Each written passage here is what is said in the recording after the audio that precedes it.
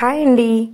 భోజనాలకైతే మేము రెడీ చేసేసాము. అన్ని వంటలు అయిన తర్వాత వేడివేడిగా బూరి, వేడివేడి జిలేబీ, వేడివేడి సమోసా, పులిహార, వంకాయ బంగాళదుంప కర్రీ, అసలు చూస్తుంటేనే నోరూరిపోతుంది కదా, గోంగూర పచ్చడి, సాంబార్, పప్పు దోసకాయ, రైస్, ఇంకా కర్డ్ అండ్ సాల్ట్ అన్నీ రెడీ చేసేసామండి. ఈలోపు అందరూ వచ్చేలోగా అయితే మేమైతే బూరు టేస్ట్ చేసామండి. బూరు అయితే టేస్ట్ అదిరిపోయింది నిజంగాను. ఇది నేను వేసిన బూరేనంటండి. మా వద్దని చూసారు నన్ను ఎలా ఏడిపిస్తుందో.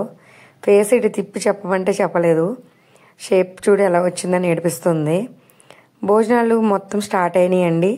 మేమైతే వడ్డించడం దగ్గర ఉన్నాము.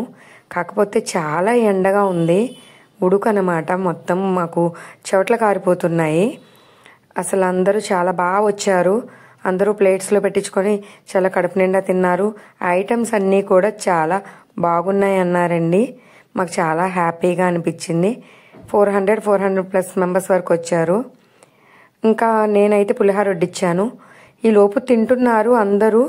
అంతే, ఒకవైపు నుంచి ఎండ, ఒకవైపు నుంచి వర్షం అయితే స్టార్ట్ అయిందండి.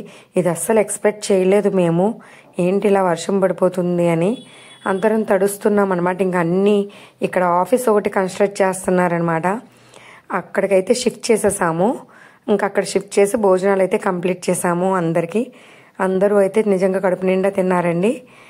అందరూ అయిపోయిన తర్వాత మాకు కూడా ఇంకా ఆకలి వేసింది.